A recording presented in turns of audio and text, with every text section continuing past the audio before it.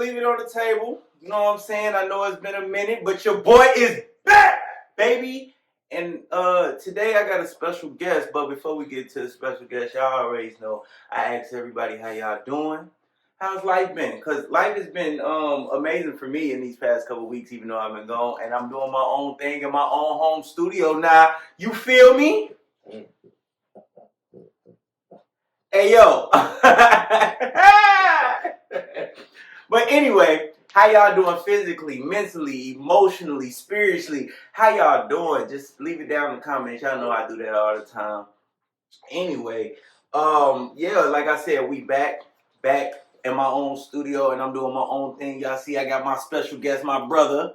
You feel me? You know, we just gonna chop it up. He ain't got no business, none of this. My brother, we gonna chop it up. You know what I'm saying? But y'all know we normally do the Bella. I'm probably not gonna do the Bella no more. But we gonna take a shot before we get into this. You feel me? Absolutely. So we got that 1800. Let's go ahead and take a shot to I don't know. Love, man. Love. You know, pour your own poison. I ain't fucking with that. Touche. You know what I'm saying? Ooh, I look good. How y'all been? Skin sparkling in that thing. How you been though, bro? In all honesty, you know, terrible, but it's been a progress. Ooh, we finna talk about it. Let's take a shout out to just love. Amen. You know what I'm saying? Whoo, so if y'all don't know, my special guest, my brother, Jordan Reasonover. You know, I said the full name. So we just gonna have a quick little conversation. Anyway, how you been, my boy? How's life been going? Life is you know, it's everything is every day. It seems like it's a turning point, and I'm learning off a lot of things. You know, I just recently got married. We've been married not recently. We've been married for a year. Oh, I thought it was 4 years. Oh no, 4 years. Been married for a year, and you know, I'm getting a new approach on, you know, becoming a father, becoming a husband, becoming somebody to depend on outside of just myself. So how is that? It's new, man. You know, it's new. I never thought I'd be able to experience something so early on, and every day I'm learning. It's crazy.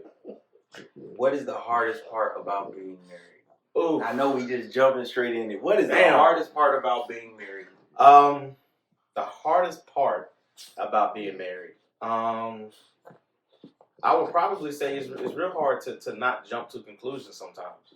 You know, you might think one thing and your spouse think another thing, and then you already on point Z and she just on point A, and y'all in two different directions. And then now that y'all on two different conclusions and two different directions, it's like an argument that just started. And it's like, goddamn, why didn't want to start? Listening plays a part with that too. Yeah, absolutely. And who don't listen? It's always the women. Oh Lord. God damn. Don't listen to nothing. Man. You know what I'm saying? That's definitely understandable.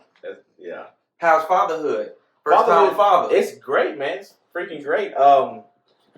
My two beautiful girls, they just make everything better.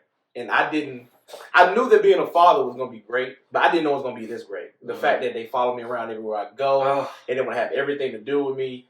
And I remember one time my daughter got out of bed. She was taking a nap, got out of bed, came right to daddy. Skip mommy, you know. That's the best part. Right to dad, absolutely. Be like, ha! And the other one was like, my other daughter was like, you know, let's play in the box. I said, it's just a box. Like, let's play in the box.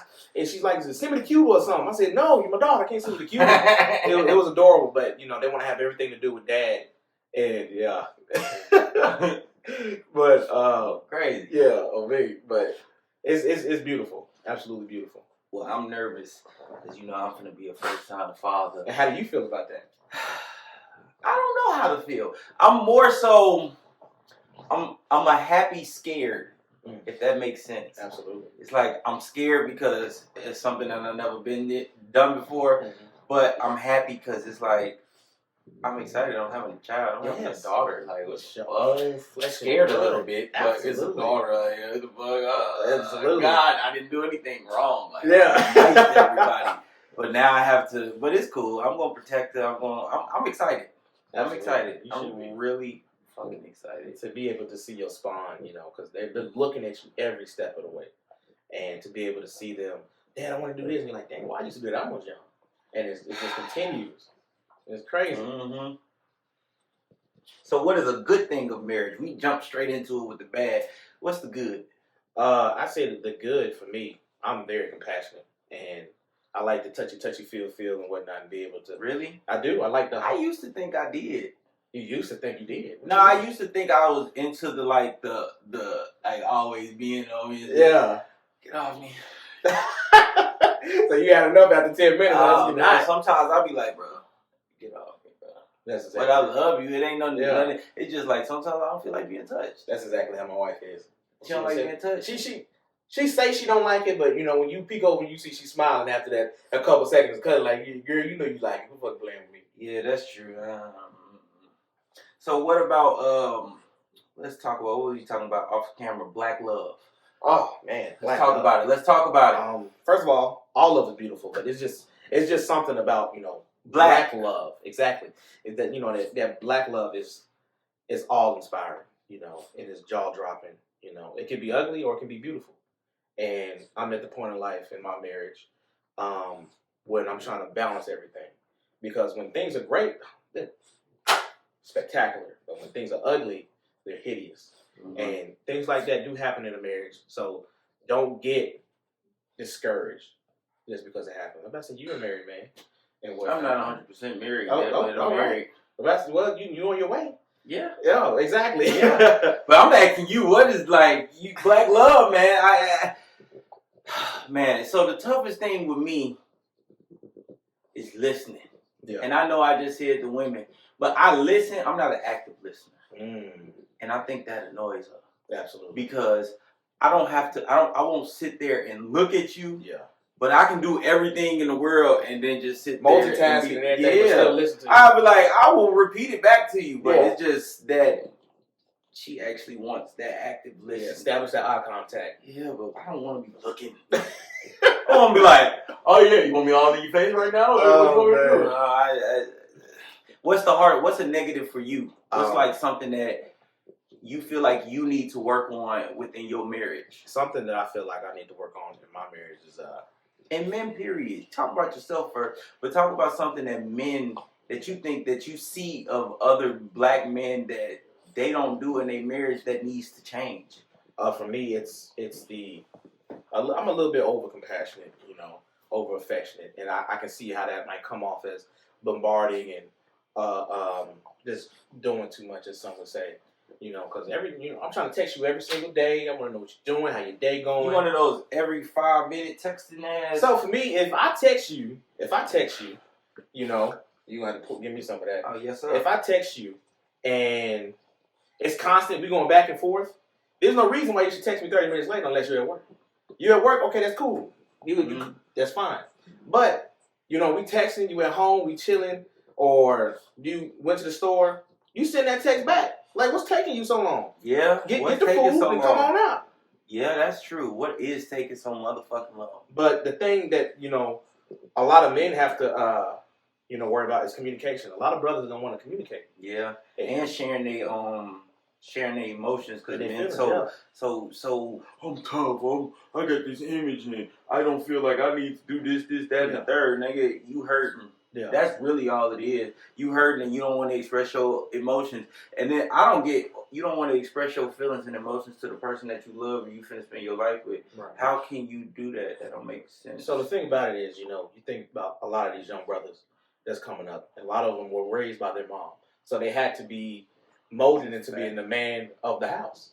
And what's one of the most things that men hate? Being vulnerable, being open, discussing those feelings. Mm-hmm. And if it takes that one time to feel like I'm being attacked, or even know when they're not being attacked, but those one times I'm getting a rise out of my feelings, you're understanding me a little bit too much, they want to stray away from it. Mm-hmm. I would much rather be a mystery than take the risk of jumping into something that you bring up and get hurt. Mm-hmm. Versus if I never show you my vulnerability, I'm not going to get hurt. Mm-hmm. Or you feel like you'll be judged, or they just won't understand where you're coming from, and then it's like you get an attitude. Not you, I'm just saying, because this came from me before too.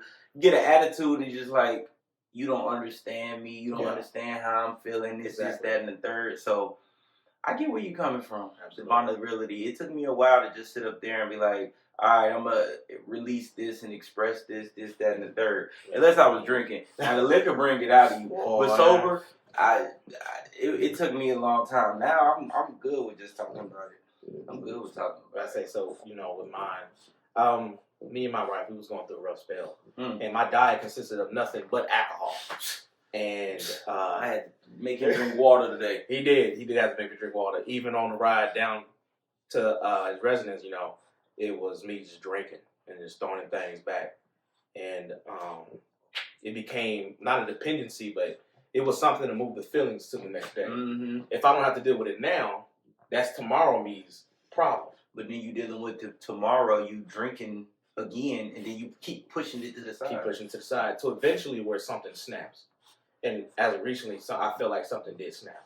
Mm-hmm. And it was like, your body. Exactly. No. No, your body did snap. Everything you told me, your body snapped. It probably was. But it was to a point where it's like, to go from, I'm dealing with this, I'm dealing with that, to just not caring. Mm-hmm. And the level of nonchalant, I don't want people thinking like, oh, not caring as far as, my life and everything. Because it's not just about me anymore. It's about my wife and my kids. Mm-hmm. But as far within myself, it's like, I can only deal with so much BS. Mm-hmm. And I'm not going to continue to deal with this BS. So push it to the side. And if it pops up again, we'll handle it accordingly. But as of right now, I'm tired of being hurt. I'm tired of being confused. Mm-hmm. And I'm tired of being, not hurt. Mm-hmm. You know what I'm saying? Yeah, I took the shot. And I was going to talk about how we were talking about earlier when you was talking about learning. You were just now learning to love yourself. And that's a problem in our community as well. Not knowing how to love ourselves. We put so much effort and time into everybody else to make them feel. I don't know. Is it like we doing it so we can be noticed, or are we doing it to? What do you feel like you? I don't know. What do you feel like you do? What are you doing it for? Like you putting all this love into somebody else, but not yourself. I don't know. But something that I think about, because I used to be like that to the point where I didn't care about myself. I was always, I want to kill myself, this, that, and the third. But I wanted to put all my effort into who I was talking to, or this, that, and the third. I feel like, not to cut you off. No, I was done. I feel like it's easier to put that effort into somebody else. It is. Because you're not, of course, you being you, sometimes we don't see our own problems. Yeah. But you see somebody else's problem, you're able to identify it. Mm-hmm. But this is what you need to do, this, and this. And their problems is the same problems you have. Exactly. And you know how to tell them, but you don't know how to take your own goddamn advice. And it happens every time. It happens every time. But we don't want to listen to ourselves. Yeah. And that's where we fail, as a community, or even just by ourselves. Yeah. And it only can go so far until it corrupts you completely. Yes. So, because those outbursts and those snapping and just uncontrolling them uncontrolled feelings, they come out on the wrong people. Yeah, the wrong people. I've had it happen, and it was the worst part. And alcohol. Oh man, let's talk about that. Let's talk about why you been drinking so motherfucking much. Because of my profession. I was going. What is your profession? Let the people know. First off, I know we're a little late in this. Tell the people about you. Oh Lord. Tell the people a little. You ain't got to do too much. Tell the people a little bit about you. I'm so dumb. Why did I skip over? Tell the people who Jordan Reasonover is. As he stated, my name is Jordan Reasonover. Born and raised in Austin, Texas, and all throughout Texas. I didn't know you was in Austin. I thought it was Dallas. No. Damn. Austin, Texas. I was raised a little bit in Dallas, mm-hmm. Killeen, all over the place. Mm-hmm. And I joined the Army at 19? And I'm still in the Army and going strong. And I got a wife, 2 beautiful, beautiful kids. Wife is beautiful too. Just I don't want y'all think she ugly. But life is good, and I do run into my struggles. And you ask, why am I drinking so much? What's that? Freaking, I forgot what year it was. No, I didn't lie. 2020, I was in Iraq, mm-hmm. And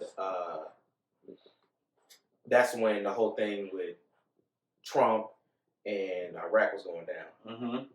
I think it was Afghanistan. Mm-hmm. Excuse me, I don't want to lie to y'all. And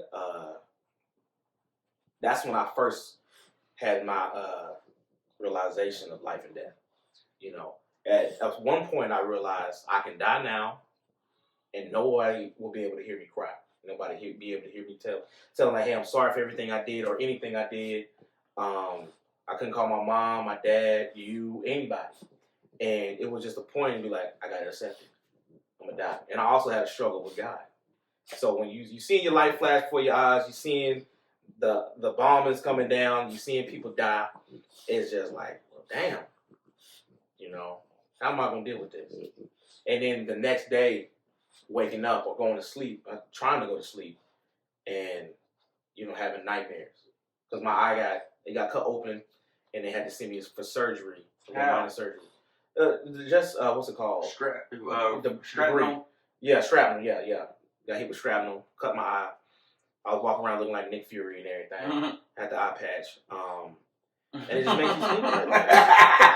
Ignorant. I'm looking like Nick Fury. I swear to God, I didn't want to laugh, but I had to think about it. I was just like, bro, exactly. what? And you know, you get down there, and you just start thinking, it's like, dang, man, what's the way I can step out of reality? Because right now, reality is too much. Mm-hmm. What's the one way? Either drugs or alcohol. I can't do drugs. I'm in the military. So alcohol. I'm dead. So both of y'all on the wrong track. Well, no. I don't do drugs. I do plants. Oh, Lord. So I picked alcohol, and that was my scapegoat. And, of course, you know, in the military, that is normally the scapegoat. That is the number one scapegoat, and I think that's the number one cause of these the suicide, because in the military, you know, the suicide rate is dumb high. Yeah. And ain't nobody, it's because somebody back home cheating on them, and then they get results of drinking. Yeah. Then they get to thinking. Yeah. Then they get to killing. Exactly. That's how it is. That's another thing when you talk about men's mental health. Man, mental health is hey, bro. We ain't got nothing. We talking. Oh, we're gonna get to that, but I kept drinking, and then because beforehand, you know, you was there. I wasn't drinking as much. I would drink occasionally or a social event, and then it got to a point where I gotta drink. I'm having nightmares. It's to the point where I'm seeing people that's not there. Yes, it was that bad. PTSD. That happened to me before. Yeah, like I've seen ghosts before, and people thought I was tweaking, but I really seen ghosts. I seen ghosts in the daytime. Man, and it's something else. You know, you didn't think that. You know, I didn't think that the PTSD thing was real until a point where I'm sleeping on the bed, and there's a presence. I feel the presence, but I'm scared. I don't want to turn around and wake up and be like, who's that in there? No. I feel the presence touch my back, and it sends a whole heat sensation throughout my body. So I'm like, do I move and wake up, or do I act like I'm asleep still? Was it sleep paralysis? It wasn't sleep paralysis because I was wide awake and I was able to move. So I can just feel that person's presence. And then it got to a point where I would wake up, turn around, and he would either be gone or he would still be standing there. Did you see his face? Did not see his face. Never could see his face. My mama ever talk to you? He never talked to me, but he will always see and hear me scream when I wake up in the night. You know, the night terrors and everything. It's real. PTSD is somebody? Real. Let me ask you something with that, because I never heard that one before. Is that something like, did somebody pass away that you really genuinely care about, and you could think it was that person? My mama always said there was a guardian angel watching over me. That's true. But I don't think it was that person. But it could have been, because they were there for all the nightmares. They never came whenever I didn't have a nightmare. And my nightmares were extremely vivid. You know, one of my nightmares, and I tell my wife, you know, one of my nightmares consisted of, you know, walking through a funeral home and seeing everybody, battle buddy that you served with, dead. And I would wake up, I would be crying, but sometimes I'll wake up sweating, I'll wake up screaming, and, you know, it just takes a toll on you, man. So that's why I started drinking, because I noticed that when I drink, I don't have the nightmares. But I don't get a sufficient amount of sleep. Yeah, because when you drink, it seems like the night go like that. Yes. And, you know, I'll drink at like 12 and wake up at like 3. That's how I am. Exactly. So, and even when you drink alcohol, it's not going to put you for real to sleep. And I was just doing that to escape. And I got comfortable with it again. And I was just like, man, I don't need to drink, but at the same time I do. Because if I don't, I'm going to have these nightmares. and I'm not trying to be up in the middle of the night. It got to a point, I'm walking around with my gun, thinking that this dude is still in the house. I'm checking the door at night, trying to see what's going on, and it just gets ridiculous. You hear stuff that's not really there. You see stuff that's not really there. But the dreams are just so vivid. And I never had vivid dreams like that to where I wake up and I would think I was still in the battle zone. So so a lot of people don't know about what it is over there. Can you tell us like what it's like over there, and tell us a story if you don't mind, because I know it might be hard, but if you can, a story where it first happened, to the point where you seen something over there and it was like, oh shit, I'm gonna die in this motherfucker. So when you start thinking like that, I'll go as far as I can.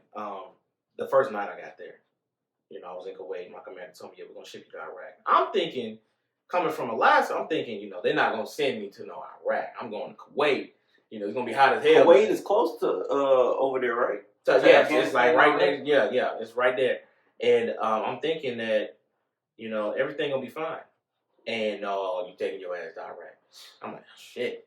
All right, cool but not cool. The first night, I spent 5 hours in the bunker because we got they put this big old thing in the air and it can tell you, when bombs are about to, or when bombs are being deployed or something like that. It's like a big blimp. Oh, blimp. It's just huge. And it's like a surveillance thing. And, you know what I mean? They had pig out there. Bravo, sit down. Sit down. They had notified the people, and we had to spend 5 hours in that bunker. That was my first night. And I'm like, man, on the first night here, like they going this crazy? And I'm like, God, dog. Nights pass by. We have to go back to the bunker again. Matter of fact, I will tell you how that night turned out. That night turned out like this. I'm sitting on the bed playing the game. We kind of live in like shacks. Our room is probably as big as this room, and it's three. That's a big ass room. For 3 people? Oh no, for 3 people, like you sitting there, it's like, and you right here and he right there. Can't even reach me comfortable. Well, I'm not gonna be in there next to two motherfuckers, but I'm just saying, man, Lee, you gonna come in? Oh, my meat. You can't lock the door, but they got the key, so exactly. You know what I'm saying? Oh, my meat. And I'm sitting there on the game talking to my homeboy, and we got a little bit left. But I say, all I'm hearing is boom, boom, boom, and we look at each other like, "Fuck was that?" So we go back to talking. Boom, boom, boom. So in Iraq, there's a lot of containers, and they have a 20K. That's what I call them. It's not really called a 20K, but they pick up the big Tricons and I know what you're talking about. Yeah, they pick those things up. And we thought that they was just dropping them by accident. So that's going. We thinking, oh, we ain't got to worry about it. But it continued. And we was like, are we getting attacked? And we was like, just wait off of it. Boom, boom, boom, boom. Oh, they sending them hoes. We got to get loose. So we were literally staring at each other for probably like 2 minutes before we said, okay, we got to go. The normal procedure is to grab your shit, the things that you need to protect you, weapon, headgear, what's it called, IOTV, and get the fuck on, He said, fuck that. I said, hey, man, you're not going to grab this shit? He said, fuck that, we need to go now. Because at the end of the day, it's a bomb. A bomb is not going to protect you. A vest is not going to protect you from no fucking bomb. Exactly, yeah. You can't shoot back at it. Yeah. You think ACH is going to protect you? Yeah. Fuck no. So I would have took my weapon at least. At least that. At least he said, fuck that, I'm leaving. So I grab my weapon and I grab my vest. I say, fuck the ACH. And I'm running. I walk outside, nothing but dust all over the place, wires on the ground. And I'm like, oh shit. Like, this is real. Like, this is something you see in Call of Duty. In the movies. Shit. And I'm like, I never thought that I would be able to experience something like this. I didn't want to experience something like this. I'm still waiting for my damn Camaro, joining the damn army. You got so, I mean, yeah. And, no. So he books it to the bunker. And these bunkers are really just big ass cement. I know what they are. That's what we put our ammo in. Yeah, that's exactly what it is. So it's not a real bunker that's supposed to be on the ground to protect you. So he runs, he gets in there, and as soon as I get in there, boom, right at the entrance. Yo. Right at the entrance. So a couple seconds later, If not on time, I could have been dead. And that's not even the scary part. I'm in there, and he's shaking because he hit his head on the fucking wall. He's shaking, and I'm sitting there, I'm like, damn, this how I'm gonna go out. And not only that, in Iraq they got wild dogs. So we get in there. Everybody has where they supposed to go. You got Canadians go where they supposed to go. Army go where they supposed to go. Americans go where they supposed to go. So on and so forth. We were supposed to go there. The Canadians grabbed us, said, "Get the fuck in here." It's raining. It's raining death. Get the fuck in here. So he grabbed him and grabbed me, and we sitting in there. And he's shaking like a stripper. It was like, "Be careful for wild dogs. They might come through." He take his gun out. He cock it. So we ready for anything at this point. Y'all had pistols over there? He did. The Canadians had pistols. We had M4s. Mm-hmm. So, we're waiting. Whole time, you never know what despair really feels like. If you're running, you look behind you. Your friend is there. Come on, we gotta go. You turn back forward. You hear a loud boom crash. Turn around, your friend's gone. You never know. Not to me, but to another person. While I was down there, and one guy didn't even make it out of the little shack that we were staying in. He died in that room. May he rest in peace, and I feel sorry for his his family. But it's in the shack where y'all was living. In the shack where not us specifically, but where we were living, yeah. Because these shacks are not strong. They're made out of like tin metal and stuff like that, and it's very weak. Mm-hmm. And don't you think that's weird? Wow. That we get all this money for the military, and they can't even build certain things for protection. So with that, Iraq correctly. That base was established years ago. But you gotta think about it. They give the military billions of dollars. Yeah. Where's that money going? That money should be going to, first off, the trucks are shit. They are pretty shit. The weapons are shit. Actually, we just replaced the Humvees with new vehicles. Okay, but how often does that happen? Them LMTVs, them PLSs, all them shit suck. Yeah. All those trucks suck. The barracks suck. The food suck. Like, everything sucks. Like, what are we doing with all these billions and billions of dollars? You just told me they put y'all in a flimsy housing unit over in Iraq. Y'all should be living in something that looks like a bunker. Seriously. Something that's supposed to be protecting y'all where y'all know if it hits, we're not going to die. It just hit. Yeah. And it's like nothing. That shit was thin as fuck. Dude didn't even make it out. Wow. And what they did was they took that whole center where he was living at, and they took it out of the housing, because you have places to where everything is set up, and they took that one out and placed it to the side, and you can literally walk by it and see just how fucked up it was, and everything is an eye opener, and I was like, damn, I came this close to dying. So when I went to go get my surgery and whatnot, before I even got there, surgery for my eye when it got cut off, but even before that, so we go to a place with head covering. Uh-huh. So if it does hit, it'll hit that first. Uh-huh. And then it'll go from there. So we're told to go back to our rooms. Like, okay, cool, you know what I'm saying? Go back to the rooms, the attack is over. Because it took like 2-3 hours. If that, probably more. Because they got to do accountability. It was really a freaking mess. Walking back to our room, QRF is there. Quick reaction force. They were like, y'all can't go back to your rooms. We're like, why not? There was a bomb that didn't detonate, probably a couple of feet away from where we were staying. So we would have been dead.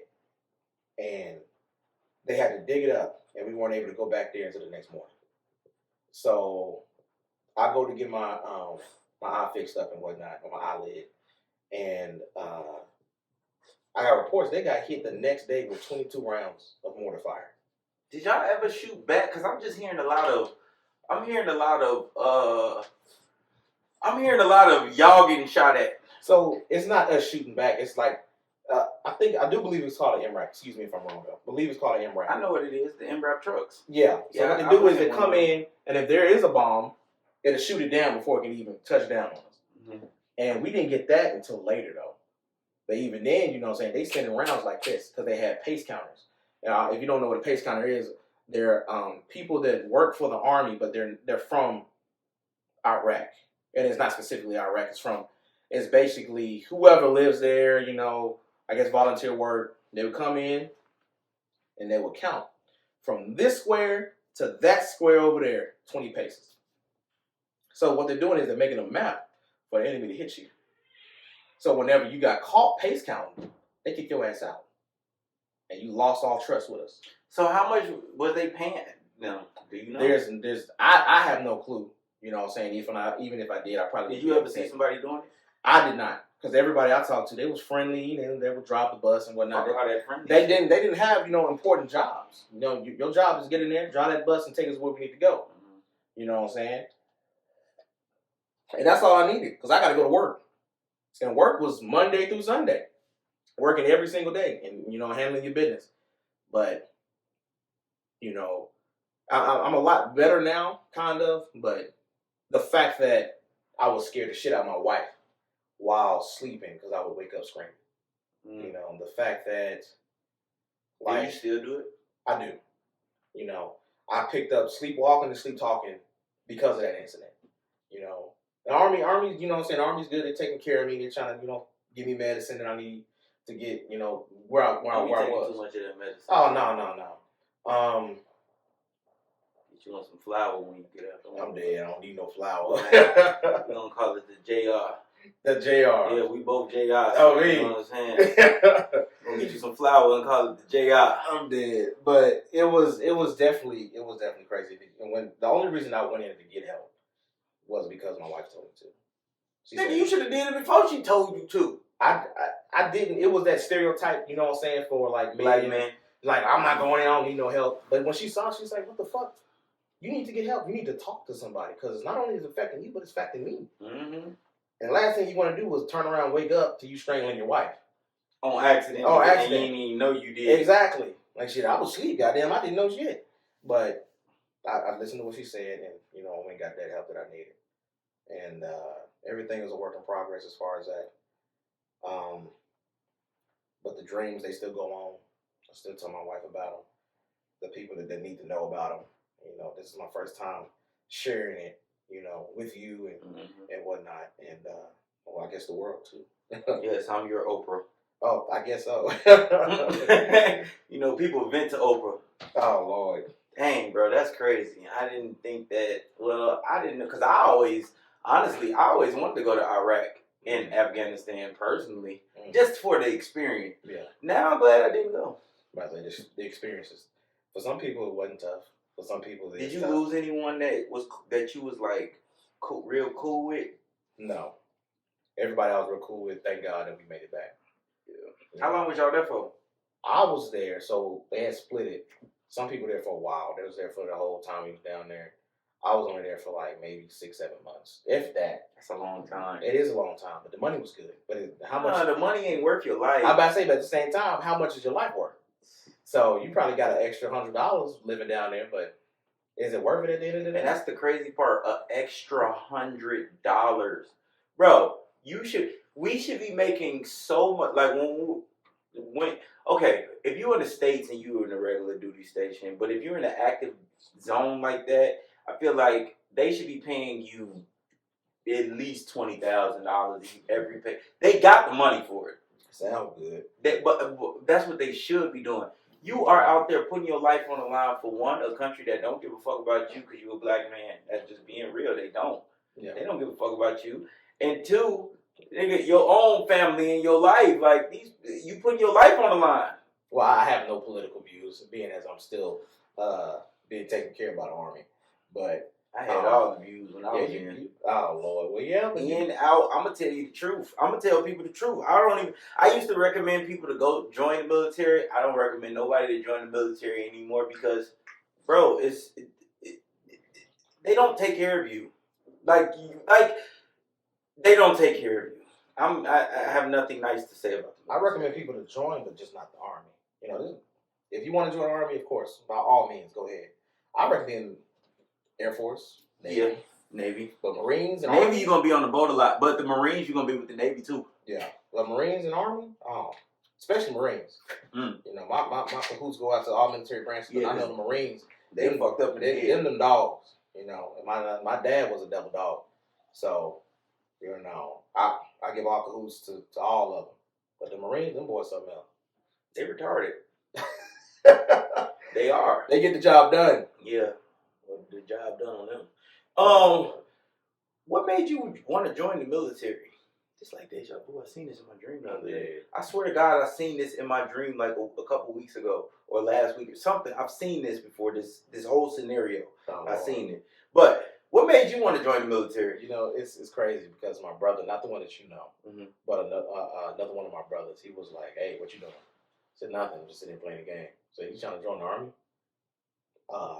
Yeah, I mean, I guess. And he went and enlisted, went there, and I was like, "Well, fuck it. I mean, I might as well. I'm not doing nothing else." And I didn't have nothing else in your life that you felt like you wanted to do? Which is crazy because I had an interview to work for GM, and I went in there and I got the job on the fucking spot.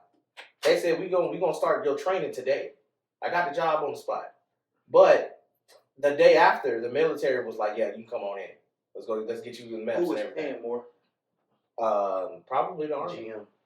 I don't know. I didn't get the check, so I would never know now. You just gotta. I feel like in the military, you just got to do too much to get to where you think you would want to be. Right. Because it's all an illusion in the military. I believe they say you this dream, and it's bullshit. Like I tell you, I'm still waiting on my Camaro. Yeah, I'm still waiting on goddamn my pain to get fixed. I'm tired of tiling ibuprofen and water and come back in 2 weeks, nigga. I was tired of that shit. Talking about some, take these pills and come back in 2 weeks and drink water. What the fuck is that supposed to do for me? My health is fucked up. My eye falling out. Niggas be walking there with their ankles broken shit, and you talking about some come back in 2 weeks. They don't want to give you surgery. They don't want to give you nothing. It's ridiculous. Yeah. Fucking, So lately, how has it been as far as your mental health? So, yeah, we were talking about mental health. So how has it been lately with your mental health and just being in the military? The military, I feel like the military has been halfway decent to me. Did your mental start getting fucked up when you joined? Yes, it did. But at the same time, I was prepared for it because the school I went to, he was a Marine, and he would do us like how the Marines had did him, as far as breaking you down and redesigning you, taking away that individuality and then building you back up to a better man or a better woman. Do you feel like that they really did that? The military did. The military? Like, do you feel like they really broke you down and made you from an individual to a team player? I don't think the military did it. I think the school I went to did it. Oh, so that's why when I went to the military, everything was just natural. I never got in trouble. I knew how to do push-ups already because I was always in trouble in school. I knew how to exercise and all that. So it was nothing new to me versus everybody else that was crying. And I want to come home. No, that shit was easy. It was another day at school. It was easy. It was just a mind game. That's all it was. It was a whole mind. Exactly. It was a whole mind. But as far as mental health, I joined in and AIT and basic training, cool. It was breeze. First duty station, I thought that shit was cool. But, I really got to see the hurry up and wait, or you do what I tell you to do when I tell you to do it. Or goddamn Lord have mercy. I never thought I could see individuals sweep sand. I never thought I could see individuals sweep sand and actually. I never thought I'd see somebody pick some rocks up out of rocks. Yeah. Get the little rocks out the big rocks. What? You get set on these dumbass details, and it's like, oh my God, this is what y'all doing? And it's like a parallel line. It's like common sense army. They'll always be looking at each other, but they will never intersect. I don't think nobody in the army has common sense. No, none of the leadership, they don't have common sense. If it makes too much sense, it's probably not gonna fall through. Yeah, not in the army. But not in the military. You get used to it. Sadly. Yeah, but why should you have to get used to dumb? You're not gonna change anything until you start outranking people. I can't change. But no. It ain't even got nothing to do with the rank. Why should I have to go into the military and be like, oh yeah, I'm about to do some dumb shit today because somebody higher than me told me to do some dumb shit. Everybody got a boss. Oh, fuck that. Till you become his boss, then goddamn you can't change shit. But as far as mental health, shit definitely changed. And people started to notice around me that shit was changing. Mm-hmm. And it was like, oh yeah, you changed, you're not the same person I used to know. It's a good and bad thing. If I go through life without stepping out of my comfort zone, what am I really accomplishing? Nothing. Versus if I change and I adapt, I feel like I'm getting a whole lot better. Mm-hmm. Not only that, if I come back and you still sitting in the same motherfucking stairs that you was back in middle school, high school, I've gotten further than you. Mm-hmm. I've been training harder, learning harder, making a lot more money. You just gotta try. Exactly. So I feel like change can be good, but to people that knew you from the past, to them it's bad because you're changing, but it's not what they like. It's not what they're used to. Exactly. Because they're still stuck in the same place. Yep. I have people like that now. That nobody gonna be on my level. I'm learning to gain the confidence in myself because as far as mental health for me, I'm seeing a therapist now finally that I actually give a fuck about because I've seen so many therapists. Like I said, I've had outbursts on my family. I've had outbursts on people that I love, friends, significant others. I've done it all, bro, and it's not a good thing. So I had to go seek some help. Absolutely. And it's even hard in therapy just talking to my therapist. I'll be thinking that like, I don't know how to get what I want to say out, but I know what I'm saying, what I'm trying to say, because I feel like, again, being judged. Right. I don't know. Even with that, because I definitely understand that. Like, I have my therapist, my shrink. I didn't think that I was affected. Okay, I didn't think I was affected the way he was putting it. And when we got in that office, and he started uncovering things and moving things and opening blinds, and I legit cried and started shaking because of the memories and everything that he brought up. And I would never thought that it was still affecting me like that. Yeah. And even to this day, there's certain things and certain movies that I can't sit there and watch. I have to walk out, or I'll start crying, and not because I'm a punk ass bitch, but just because that sudden flood of emotion and just not knowing how to react. Because it was something that you dealt with in your younger days, and you still don't know how to react to it because you never told or talked to anybody about it. And we still ain't get down to the nitty gritty of it. So yeah, I understand 100% because I still go through things. Yeah, I go through things, and I mean everybody goes through things. Right. But I'm learning to, as a man, go out and just talk about it with not just my therapist, but the actual person. Yeah. But another thing is, people don't know how you feel. Like if you tell somebody, if me and you had something, if I tried to tell you how I felt about something that you did, it's people that'll be like, that'll be in your position and tell me like, oh, you shouldn't feel that way, or you shouldn't do this. Who the fuck are you to tell me how I should feel? Or if I'm telling them about like something that I personally went through and with them, oh, you didn't go through that. I'm telling you, I'm not just speaking for my goddamn just to speak. Yeah. So people will never understand you. Absolutely. People will never understand you, and that's something, and that makes it worse on your mental.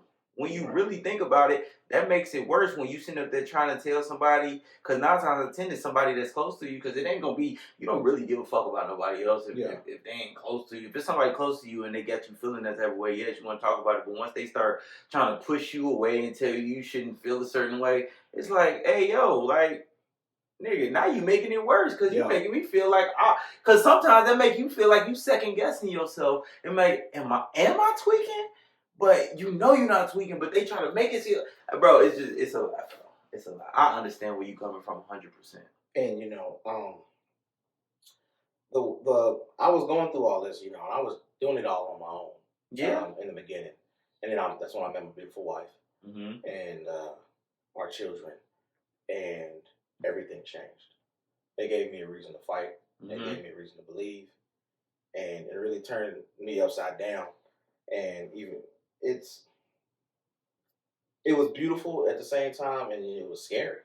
Because you don't know how to react. I never faced this before, but I got the courage to face it because I have y'all in the background. I have a reason outside of myself to be motivated. But sometimes, also, like we were speaking earlier, you gotta have that for you just yourself too. Yeah. Because you gotta love yourself. And that's another thing that's hard to do is loving yourself, especially when you got all these mental problems. And it's just like, how can you love yourself? I don't know. It's like, how can you love yourself when you don't even know how you feel like you don't know how to love? Yeah. That's how I feel. And it sounds weird because I don't know how I want to say what I'm saying to you right now, but it's like sometimes I feel like I don't know how to love or I'm not loving properly. Exactly. I'm not loving properly, and I hate it because I know I love the person, but I don't feel like I'm loving that person how I should love that person. Right.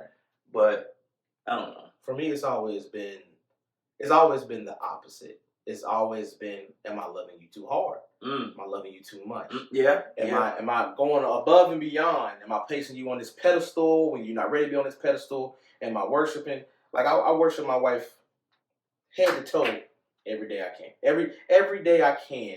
Every moment I can. You know, I put her on this pedestal because she's no longer a queen in my eyes. She's a goddess. Mm-hmm. You know, and I love my wife to death. But even now, you know, because we originally we was talking about, you know, black love and everything, and sometimes things can become hard. Yeah. Because if I am loving you this hard, how am I being loved? Because you don't feel that same love back. That energy is not being reciprocated. You start questioning things. Like, does she really love me like she says she do? And a lot of women and a lot of men are like, man, you should already know. Sometimes reassurance is key. If you're not walking around telling me, hey, baby, I love you. You look good, baby. Because what you won't do, another man or another woman will. But you know what's crazy with that? I was just talking to my therapist. I don't know how to accept that. Accept that love? I don't know how to accept love. I'm dead. Like, I don't know how to accept love or a compliment. I'm learning to say thank you. Right. Because I'm used to somebody will give me a compliment. I'll be like, oh, it ain't nothing, this and that. Yeah. But I'm learning to like seriously just like thank you. Like, it's hard though. Yeah. And it's crazy that it's hard to accept a compliment that's being told good about me. Because you never accepted that genuineness. Yeah, because I never felt like I was 100% loved. If you really want to keep it G, I never felt like I was 100% loved. Right. From not from my friends. I always felt like I was like loved, but it's just family. Certain family members, I felt like I wasn't 100% loved. And I still to this day feel that way. But that's just me. That's just me.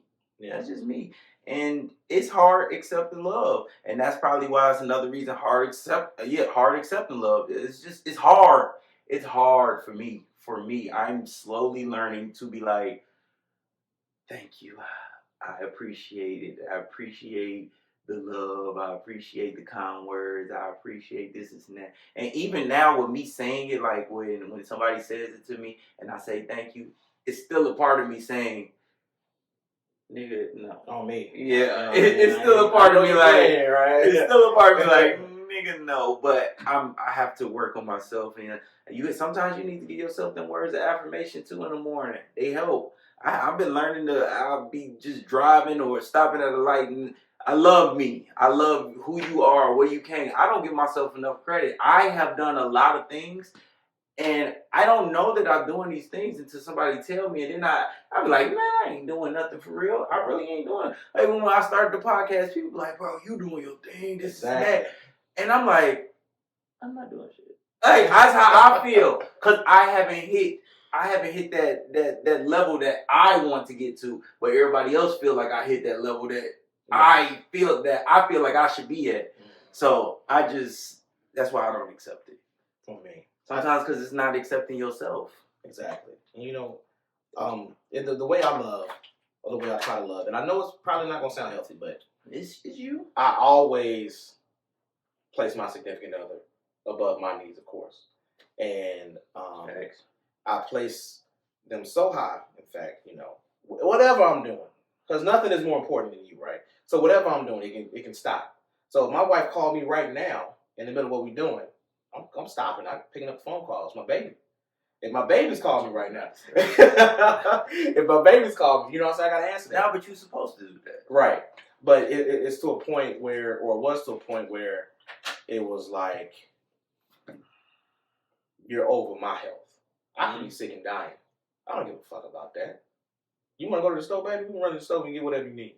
you know, and it's unhealthy to a point because it's like it's unhealthy. Period. Not to a point. right. It's just plain unhealthy because you taking everything away from yourself to give to somebody else. Mm-hmm. It's like, I get it. Yes, it's your spouse, it's your kids, but you still have to give to yourself. Give that love to yourself, because you will be a fucked up individual. Because look at us.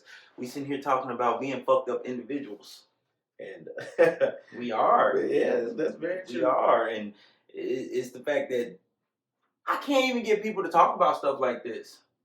I can't really get people to talk about this, especially not on no camera. When they know we finna talk. When I'm about to post it and put it somewhere, I can't get people to talk like that. You know, I don't mind because it might be somebody that's going through the same shit exactly that I'm going through. You know, exactly. And you know, me and my wife right now we seeing tough times, very very tough times, and I do love her, but at the same time, I have to start loving myself as much as I love her, because if not, then I'll begin to destroy myself and I'll begin to appear as desperate. And in the craziness of me trying so hard to keep her, I'll still lose her because I lost all that value because I tried to keep her.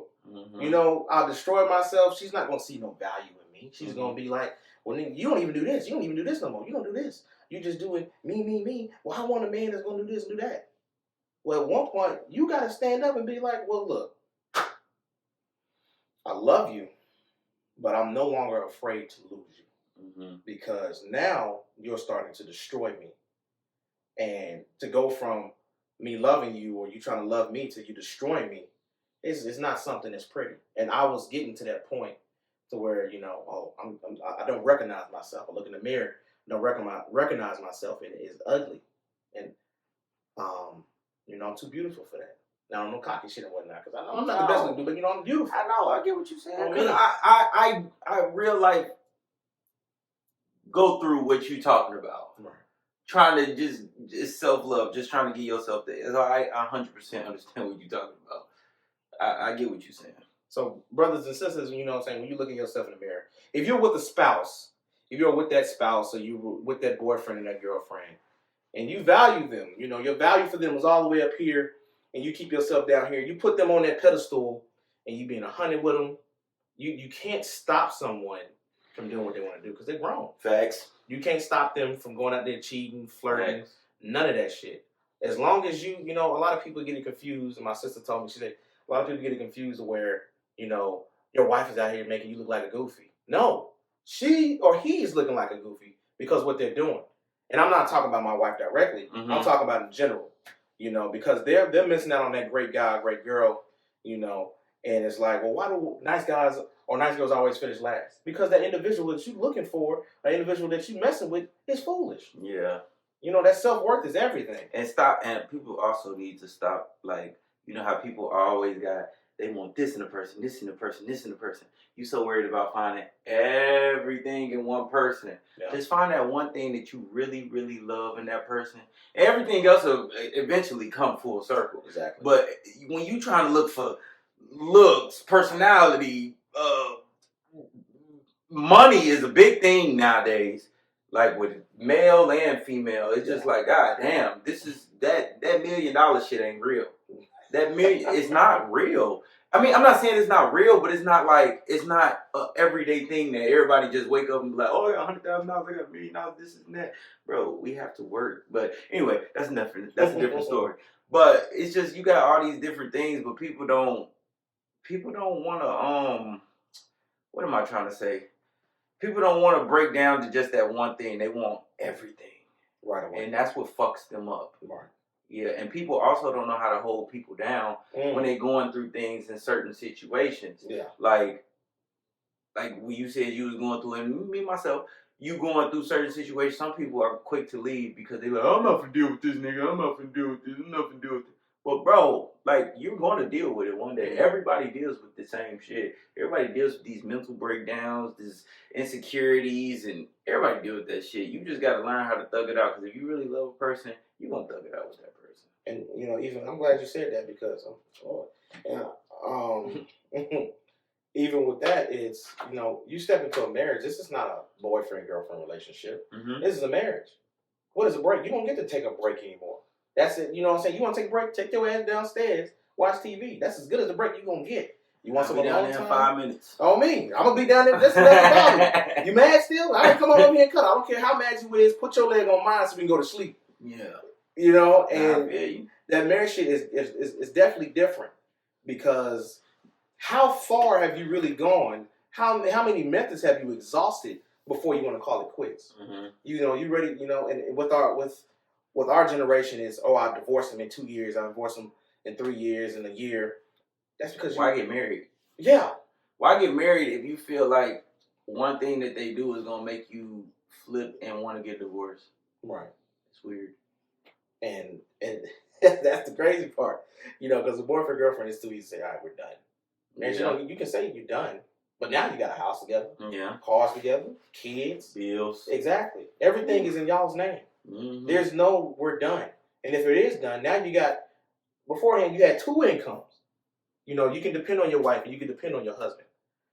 And don't get me wrong, if y'all are in a toxic relationship and it's not going anywhere, of course, you need to get the fuck on. But if you love this person, you want to see something work out, you know, work that shit out. But you got 2 incomes and y'all both are working steadily to get everything paid. Now you just chopped your shit in half. And you probably wasn't making as much as your wife or as much as your husband. Mm-hmm. So now everything is set back. On top of that, y'all got kids together. And they want to go see dad. They want to go see mom.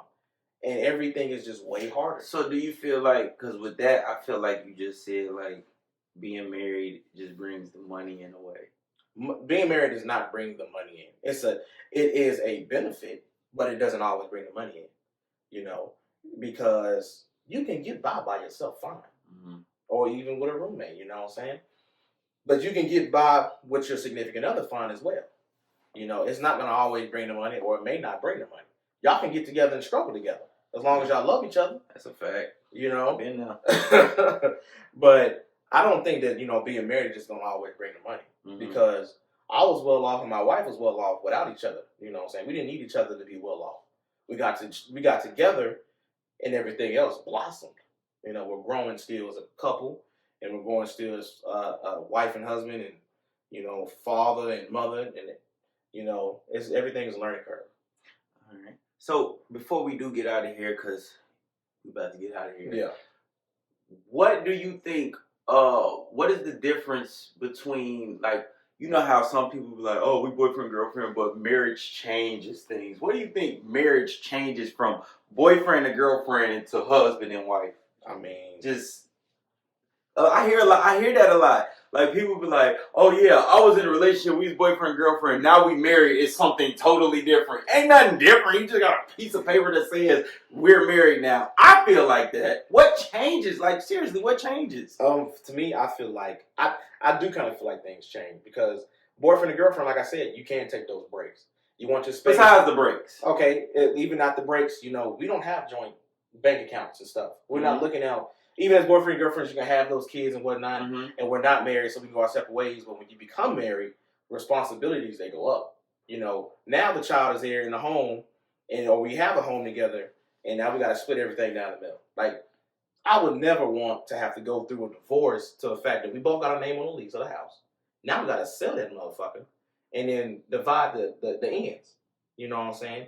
That sounds good. I feel like, you know, having a boyfriend, girlfriend is, you know, that cutesy stuff, you know, but a marriage, that's that grown up shit. And a lot of people saying, oh, marriage is a scam. But I feel like, you know, once you move into that marriage stage and you do get that certificate, you know, it's like, it's on a whole different level as far as just keeping it boyfriend, girlfriend. It's an honor, privilege to walk in the room, oh, I'm married, baby. You know what I'm saying? Or you need to do something, let me ask my wife first. You know, I do that and I ain't even married. But that's the thing. You about to get married. Yeah, you finna get married. So if that was the case, you never would have popped the question. You would have. All right. you would have stayed boyfriend and girlfriend.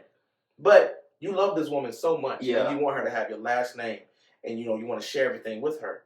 Let's move to the next stage. Let's be that husband and that wife. I feel like the husband and wife carries a lot more weight. Okay, I know I said that was the last question, but do you feel like that you need to get married to have that? No. Now, because a lot of people feel like they need to get married to have that type of security with each other. Like, I get, the boyfriend and girlfriend, but people feel like, oh, I gotta get married. I just gotta get married to feel that type of security with the marriage, the things that you get with marriage. Because I feel like you don't need that. Right. I feel like you can be in a relationship as long as you guys love each other. You don't have to get married. You can do everything that married people do, except you just don't have the, like, what is it? What, taxes and shit like that? Mm-hmm. You don't, the money. I feel like it's a financial thing when it comes to marriage. So, truth be told, you don't have to get married. You don't. Yeah. But I'm a very traditional man. Mm-hmm. I do believe I've wanted to get married since I was an itty bitty gent. Mm-hmm. Gent. And they have a word for it. You and her was messing with each other for the last 9 years. I got 3 kids already. Y'all shacking up. Yeah. That's all y'all doing. Y'all shacking up. Yeah. So why not just go ahead and make her your wife? Make him your husband. Some people don't feel like they need to do that. Right, they don't. I've always felt like, I love you. I want you to be a part of every single thing I got going on. Mm-hmm. Every single thing. But you can do that without marriage. You're right. You absolutely can. Because I do that right now. But guess what? You're getting ready to get married. Yeah. You're getting ready to get married. Because if that's the case, when the fuck did I give you this date?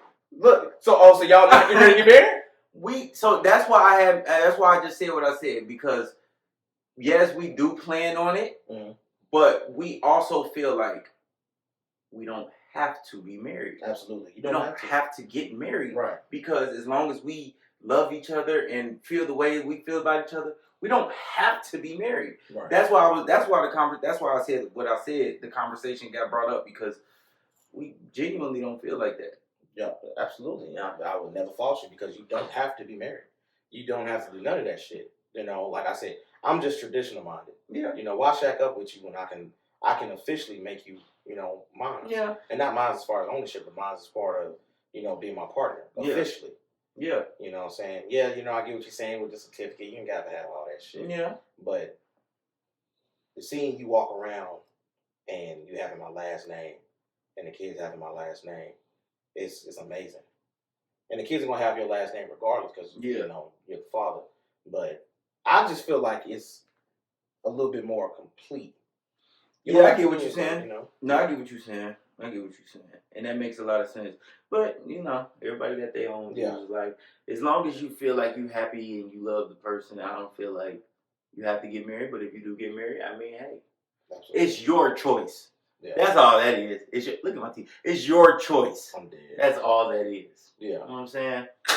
Well, with that being said, is there anything that you want to tell the people about you before we get up out of here, or what you got going on, even though you ain't got no business or anything? What's next where they can send you a care package at in Germany? Yeah. Boys going to Germany. Anything? Any last comments, remarks? I'm about to say, value yourself. It's 2 things I ain't seen. Never seen before. A turtle with speed and a bitch I need. All right? And that can go for everybody. I love my wife to death. And I know she loves me to death. But she also knows, and I also know that if it starts getting too toxic, then we need to split paths. Mm-hmm. And that's with anything. If it's a relationship with your significant other, relationship with family members, all that.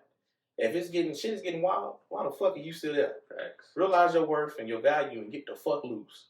Facts. You ain't gotta stick around for that bullshit. Facts. Well, I want to let you know, I love you, I value you, I appreciate you. Yeah. I genuinely do wholeheartedly, and I hope you get yourself together. Drink water, stay motivated, and this is another episode of Leave It on the Table. I am official host Jamal. It's my boy. I thought you were gonna say your name. Jordan Reasonover. You know what I'm saying? And we out. Peace.